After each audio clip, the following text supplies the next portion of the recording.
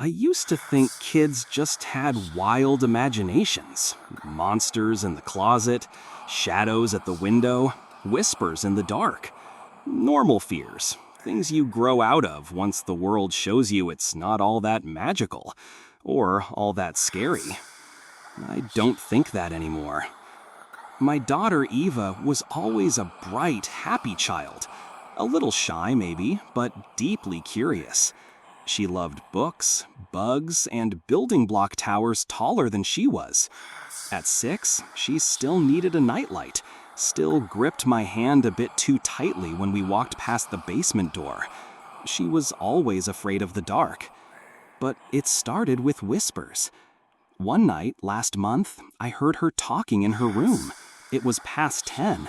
I figured she was reading out loud to her stuffed animals again. I pushed the door open. "Eva?" I whispered. She turned toward me, slowly, too slowly. The way she moved didn't feel right. "I'm fine, Daddy," she said. Her voice was flat, wrong. I walked closer, a cold prickle crawling up my spine. "Who were you talking to?" She blinked. "No one." Her room was empty. I looked in the closet, under the bed, nothing. She watched me the whole time. Not scared, not confused, just watching. Like she was observing me, studying me. I didn't sleep that night. The next week, things got worse. I heard footsteps running down the hallway in the middle of the night, light like a child's, but too fast, much too fast. And the house started to smell, off, like damp earth, like something rotting behind the walls. One night, I found Eva sitting on the hallway floor at 3 a.m., whispering something over and over. I knelt beside her. "Sweetheart, what are you doing?" "Don't listen to her, Daddy. She lies." She looked up at me, her eyes wide and filled with tears. I scooped her up and carried her back to bed.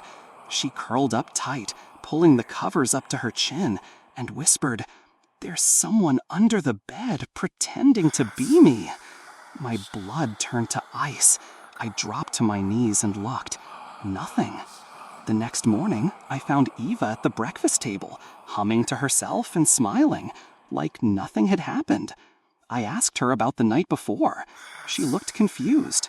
"What do you mean? I slept all night." "You don't remember sitting in the hallway?" She shook her head. "Did I sleepwalk again?" "Maybe. She used to sleepwalk when she was younger." That night, I set up my old baby cam in her room, one with video, just in case. At 2:47 a.m., the baby cam clicked on, motion. I looked at the screen. Eva sat up in bed. Her eyes were closed. She was whispering. And then she answered herself. Another voice, coming from somewhere nearby, low, guttural, like it was trying to sound like her, but couldn't quite get it right. I ran to her room, heart pounding. She was asleep. I checked under the bed. Still nothing. I told myself it was interference, a glitch in the audio maybe. But I kept the monitor on the next night, and the one after that. The whispers didn't stop. Then came the night everything changed. The storm was violent, thunder shaking the windows. Eva came into my room, trembling. "Daddy, please." "She's back." I sat up fast. "Who, sweetheart?" "The one under the bed." She looked at me, her lips quivering. My skin crawled.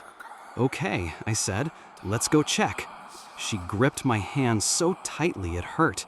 When we reached her room, I saw her, Eva, lying in bed, sleeping, but also, somehow, standing right beside me. I froze. "What the hell?" I whispered. Eva, the one holding my hand, squeezed tighter. "That's not me." And then the thing in the bed opened its eyes. It stared at me, unblinking. Then it smiled, a wide, unnatural smile, too wide, stretching almost to its ears. The thing that looked like Eva sat up. It didn't speak out loud, But I heard it anyway, in my head, a voice like shattering glass and grinding teeth. "You see me now." I grabbed the real Eva. God, I prayed she was the real one, and I ran as far as I could. We spent the rest of the night in a motel. The next morning, I went back to the house alone. It was empty. Eva's bed was made, her toys untouched. Her room smelled of dirt and mold. I checked the baby monitor footage. It showed me tucking her into bed. But on the video, I was smiling. That same too wide smile. I didn't know what to think. Was I losing my mind? I called a child psychologist. They recommended evaluations, play therapy, the usual routine. But I wasn't imagining what I saw. I know I wasn't. I took Eva to my sister's place 2 towns over. I didn't tell her everything, just said we were in trouble and needed somewhere to stay. For a few days, things were fine. Then Eva started to draw dozens of pictures, all of her bedroom, the same scene over and over, her asleep, while another Eva crawled out from under the bed with eyes black as coal and a mouth open too wide. One picture was different. One drawing showed me standing at the foot of her bed, only it wasn't me. My eyes were hollow, empty sockets, and something long and thin was crawling out of my mouth. I gently confronted her. "Sweetheart, why are you drawing this?" She didn't answer right away. Then she whispered, "Because she's coming." "Who is?" She looked at me. "She says she's me, but she's not. She says she wants to be real. She says I took her place." I stared at her. Took her place? What does that mean? Eva's eyes filled with tears. "She says she was the one who was supposed to be born, but something went wrong. She says I'm the mistake." A chill ran through me. I went online. Deep forums, hidden threads, encrypted subreddits, places people only whisper about. That's where I found it. One post, just a single sentence. "There's someone under the bed pretending to be me." And the comments below, "Don't let them touch you. They learn by watching. The first isn't always the real one. Never trust the one who smiles." I ran back to my sister's house. Eva was gone. My sister was lying in the hallway, still breathing, but cold, like something had drained the life out of her. The front door was wide open. Wet footprints marked the wooden floor. Small, bare. They went down the steps, out into the street, toward the woods. I ran. Branches scraped my face. The forest was too quiet.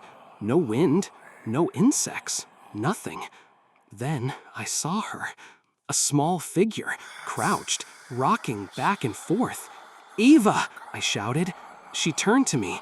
She was crying. "Daddy!" she sobbed. "Help me! She's going to take me!"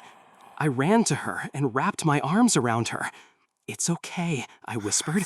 "I've got you. You're safe." She looked up at me, and then her face changed. The tears stopped. Her mouth curled into a smile, too wide. From somewhere behind me, the real Eva screamed. I turned, just in time to see her crawling out from beneath the twisted roots of an old tree, mud and dead leaves stuck to her skin. "Daddy!" she cried. "That's not me!" I looked between them. 2 identical girls, one smiling, the other crying. One filthy and shaking, the other calm and grinning. I had seconds. I turned to the smiling one. "What's your favorite bedtime story?" I asked. She blinked. "The one about the wolf." She smiled wider. "Wrong," I said. Her answer couldn't be further from the truth. I turned and ran to the crying Eva. She threw her arms around me. The other one let out a shriek, high-pitched, inhuman. She dropped to all fours and sprinted back toward the roots. The ground shook. The tree opened like a mouth, and it swallowed her whole. We left that night. We burned the house down, never looked back. I had no explanation for everything that had happened these past few weeks, and that scared me. After all of this, what mattered to me was that I had Eva by my side, safe and sound. A few weeks passed, and everything returned to normal, or at least that's how it seemed. I still couldn't stop thinking about everything that had happened. Sometimes, Eva still wakes up screaming. She says someone's standing in the corner of her room. She says it's still watching. She says it's still learning. Tonight, I woke up in the middle of the night and heard Eva whispering to herself again. Only this time, she was smiling.